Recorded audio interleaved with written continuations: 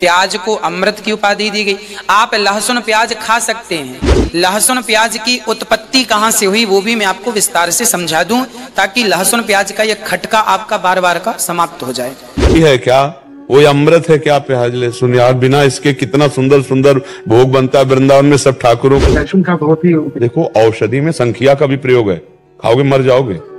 अगर राधे राधे प्रिय भक्तों, स्वागत है आपका आज के इस वीडियो में। आज के इस वीडियो में हम महाराज जी द्वारा जानेंगे कि भक्ति पूजा पाठ करने वालों को प्याज लहसुन खाने से क्या होता है।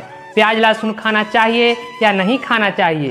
प्याज लहसुन खाने से भक्ति पर क्या असर पड़ेगा? प्रिय भक्तों, इन सभी प्रश्नों के उत्तर जानेंगे आज के इस वीडियो में। तो प्रिय भक्तों बने रहिएगा वीडियो के अंत तक। चलिए देखते हैं यह वीडियो। की माला धारण करने के बाद लहसुन प्याज खा सकते हैं।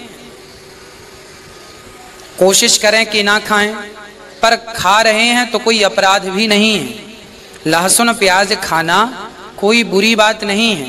हाँ, तामसी होता है, इसीलिए लोग लहसुन प्याज को इग्नोर करते हैं। जैसे हमारे यहाँ मतलब यहाँ गौरी गोपाल अन्न क्षेत्र चलता है ना, 3 से 4 हजार लोगों का भोजन यहाँ रोज बनता है, परंतु किसी भी दिन किसी भी प्रकार से लहसुन प्याज का उपयोग यहाँ के भोजन में नहीं किया जाता। क्यों? क्योंकि लहसुन प्याज तामसी होता है। वैसे तो आयुर्वेद में लहसुन को अमृत की उपाधि दी गई है, प्याज को अमृत की उपाधि दी गई। आप लहसुन प्याज खा सकते हैं, पर दवाई के तौर पर, है ना, दवाई के तौर पर। जैसे मैं अपनी बात बताऊं, जब बहुत गर्मी पड़ती है ना, जैसे मार्च खत्म होता है और अप्रैल शुरू होता है, तो मार्च अप्रैल के बीच में ना बहुत गर्मी की शुरुआत होती है। उस समय हमारी दादी, बड़ी माँ, नानी ये कहा करती है कि जेब में प्याज रख लो, थोड़ी सी प्याज जेब में रख लो तो लू नहीं लगती। ऐसा बड़ी माँ कहती है, माताएं कहती हैं कि बेटा प्याज जेब में रख लो, लू नहीं लगेगी। मतलब प्याज की तासीर इतनी ठंडी होती है कि आप गर्मी में, जैसे मजदूर वर्ग है, मजदूर वर्ग को तो प्याज खाना ही चाहिए, क्योंकि उन्हें दिन में काम करना पड़ता है धूप में। तो जो व्यक्ति धूप में काम कर रहा है वो प्याज खाए, पर स्वाद के तौर पर ना खाए, इस भाव से खाए कि मैं दवाई के तौर पे खा रहा हूं, ताकि लू की दवाई है ये लू की दवाई है। कोई पंडित भी है, मैं बताऊं सबकी, यदि कोई साधु भी है, पंडित भी है, कभी लहसुन प्याज नहीं खाता, परंतु कहा जाए, वैद्य जी कहें कि भाई आपको लू लग गई है, जरा सी प्याज नमक के साथ कच्ची वाली खा लो, तो खा लेने में क्या बुराई है? दवाई है वो। प्याज अमृत है, दवाई के तौर पर उपयोग करना चाहिए सबको, पर स्वाद के तौर पर ज्यादा नहीं। अति सर्वत्र वर्जयेत्, ज्यादा खाएंगे तो वो तामसी है, दुर्गंध रहती है प्याज में, है ना। और भगवान को भोग इसलिए नहीं लगती। लहसुन प्याज की उत्पत्ति कहाँ से हुई वो भी मैं आपको विस्तार से समझा दूं, ताकि लहसुन प्याज का यह खटका आपका बार बार का समाप्त हो जाए। ये जो लहसुन प्याज की उत्पत्ति है, जब समुद्र मंथन हुआ और उसमें अमृत निकला, तो अमृत को देवताओं ने पिया। मोहिनी भगवान बांट रहे थे, नारायण मोहिनी बनकर बांट रहे थे अमृत। एक राक्षस ने अमृत को पी लिया धोखे से, नाम था राहु। वो देवताओं का रूप बनाया और अमृत को देवताओं के बीच में खड़ा होकर पी लिया। अब जब भगवान को पता चला कि इसने अमृत पिया, तो तुरंत उसने अमृत पिया था कि कुछ बूंद अंदर गई, कुछ 2 बूंद उसके मुंह पे थी, और भगवान ने सुदर्शन से उसका सिर काट दिया। तो उसके गले से होती हुई वो बूंद जो पेट में जाने वाली थी, चूंकि गला कट जाने से पेट में इतनी स्पीड से भगवान ने सिर काट दिया कि पेट में ना जाकर वो अमृत की 2 बूंद जमीन पर गिर गई। अमृत की बूंद जमीन पर गिरने से 1 बूंद लहसुन हो गई, 1 बूंद से प्याज हो गई। एक्चुअली आयुर्वेद में इन्हें अमृत कहा गया है, दोनों को, लहसुन और प्याज को। परंतु चूंकि एक राक्षस के गले से गुजरी है तो ये जूठी है, इसीलिए ये भगवान को भोग नहीं लगती, क्योंकि एक राक्षस के गले की जूठन है। अमृत भले अमृत है वो, पर है तो राक्षस का जूठन, इसीलिए वो भगवान को भोग नहीं लगती। हाँ, पर अमृत है तो आप और हम दवाई के तौर पर ग्रहण कर सकते हैं, बुराई बिल्कुल नहीं है। आप तुलसी की माला पहने हैं तो भी लहसुन प्याज दवाई के तौर पर ग्रहण, बहुत सर्दी लग रही है तो आप एक काम करिए, जरा सा लहसुन भूंजिए आग में और भूंज करके बच्चों को खिला दीजिए। आप भी जरा लहसुन की 4-6 कली भूंज करके खा लीजिए। सर्दियों में शरीर गर्म रहता है, उससे सर्दी नहीं लगती, जल्दी बीमार नहीं पड़ता आदमी।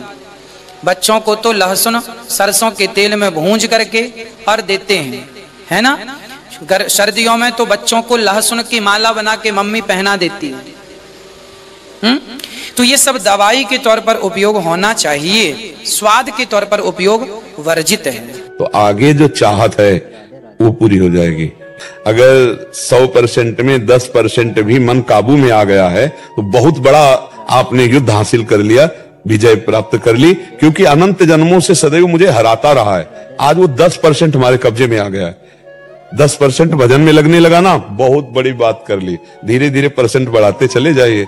और ये इतना प्यारा मन है कि इसे जो पकड़ा दो पकड़ लेता है। जैसे अभी हमने विषय पकड़ाए संसार के तो पकड़े ना, गंदे से गंदी बातें पकड़े। अब भजन पकड़ाएंगे तो पकड़ रहा है ना। जैसे आपने 10 मिनट भजन शुरू किया, अब उस 10 मिनट में कोई आपसे आकर बात करना चाहे तो आपको बुरा लगेगा। यार 10 मिनट तो भजन करता हूं, कम से कम चैन से 10 मिनट भजन, मतलब मन 10 मिनट के लिए राजी हो गया। तो हम धीरे धीरे उसको समय से बढ़ाते राजी करते चले जाए। धीरे धीरे अंदर ही अंदर नाम जप कर रहे हैं, बाहर से शरीर से कर्म कर रहे हैं, बहुत बढ़िया भजन हो जाएगा।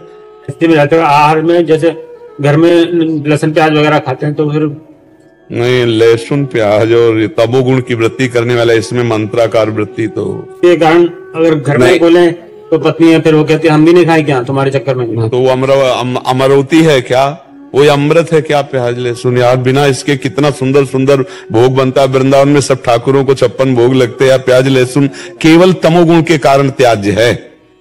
अच्छा, दुर्गंध नहीं आती? आती ना दुर्गंध। मतलब एक आदमी अगर प्याज लहसुन खा के ऐसे बात करे तो सामने से दुर्गंध आती है। कौन सा स्वाद है यार प्याज लहसुन? पता नहीं लोग कैसे प्याज लहसुन को इतना पसंद करते। तमोगुणी चीज है, उसमें कोई लाभ थोड़ी है, कोई लाभ नहीं है। आयुर्वेद में लहसुन का बहुत ही, देखो औषधि में संखिया का भी प्रयोग है, खाओगे मर जाओगे। अगर आयुर्वेद शोध करके वैद्य देता है तो वो हमारे लिए औषधि है। देखो बहुत सी औषधियां दूषित पदार्थों से बनती है, लेकिन दूषित पदार्थ नहीं है, उसे हम औषधि बोलते हैं।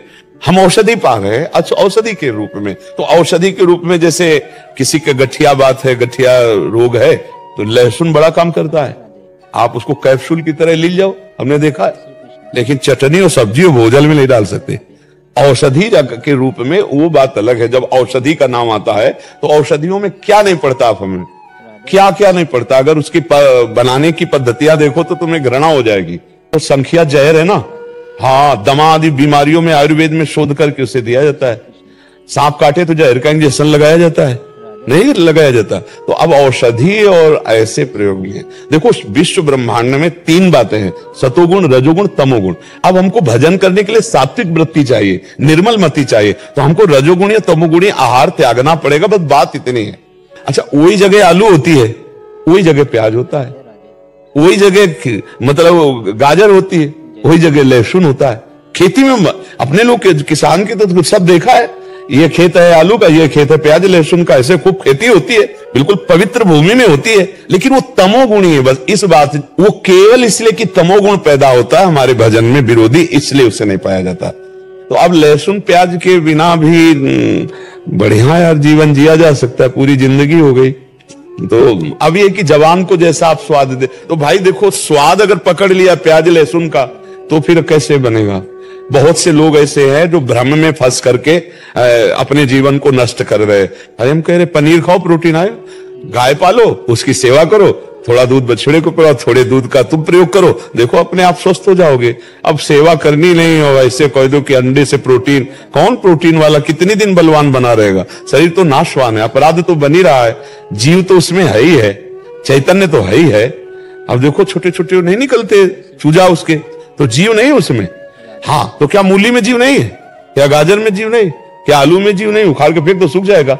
जो जिसके लिए निर्धारित कर दिया गया, हम मनुष्य हैं, हमारे लिए निर्धारित किया गया सब्जी फल फ्रूट अन्न विविध प्रकार के। राक्षसों के लिए वो राक्षसी भोजन है, हिंसक पशुओं के लिए वो भोजन, अपने लिए नहीं। तो अपने जब भगवत मार्ग में चल रहे हैं तो अपने को बचना चाहिए, समझाना चाहिए, पत्नी को समझाना चाहिए। और ना समझे तो फिर जहां तक हो, अगर नियमावली ले लो कि आप बनाओ सब्जी खाओ, हम सब्जी नहीं पाएंगे, हम नमक रोटी खाएंगे, भगवान का भजन करना, हम नमक रोटी खा के पूरी मेहनत, अभी सब ठीक हो जाएंगे। नहीं, हम नहीं पा सकते। हम नमक रोटी पा लेंगे, दही रोटी पा लेंगे, दूध रोटी पा लेंगे, लेकिन जिसमें प्याज पड़ा है, लहसुन पड़ा है, तो अलग बना के देने को तैयार है। वो कहती तुम्हारे लिए अलग बना। तो बढ़िया, फिर क्या, अलग बनाओ खाओ, बढ़िया है भोजन। भजन करने के लिए थोड़ा सात्विक भाव तो चाहिए। भजन मार्ग में तो थोड़ा दुख सहना पड़ेगा, जबान को संभालना पड़ेगा। ये तुम खुद नहीं चाहते हो कि लहसुन की चटनी और प्याज वाली चौक वाली सब्जी के, क्योंकि जो ऐसी पाता है, तो हम आपको बताए ना, चाहे जितनी बढ़िया दाल सब्जी हो, फिर उसकी जबान में अच्छा नहीं लगेगा। कोशिश करो, जैसे विद्यार्थी हैं, नौकरी पेशा वाले हैं, हम उनको ज्यादा इस बात पर जोर नहीं देते कि आप प्याज लहसुन मत खाइए। विद्यार्थी हैं, कहां पढ़ने जाना पड़े, नौकरी वाले हैं, कहां कहां जाना पड़े, अब आर्मी में है, कोई कहीं है, लेकिन यदि आप रह सकते हो तो मत खाओ। प्याज लहसुन खाना पाप नहीं है, पर दोष है, तमोगुणी है। उस तमोगुणी वस्तु का त्याग करके भजन में बढ़ा जाता है। अब नौजवान जैसे नौकरी पेशा वाले, अब उनको यह शिक्षा दो तो घूमते ही रहेंगे, भोजन ही नहीं मिलेगा। प्राय हर जगह जहां भी किचन है वहां ये आजकल सब पड़ता है, लेकिन जिनकी सुविधा है कि वो बिना खाए चल सकता है तो फिर चला लेना चाहिए। हमारी राय यही है कि अगर ऐसा आपका जीवन है कि आप बिना खाए रह सकते हैं प्याज लहसुन, तो फिर आप ऐसा करें, क्योंकि वो सात्विक है और भगवान का भोग प्याज लहसुन डालकर नहीं लगता है। हाँ। देखो, ये कोई मानसिक की तरह निषेध नहीं है। आप समझो, प्याज लहसुन जहां आलू पैदा होती है वहां वही वैसे बिल्कुल वैसी जमीन में वही पैदा होता है। बस इसका असर क्या है, ये तमोगुणी है।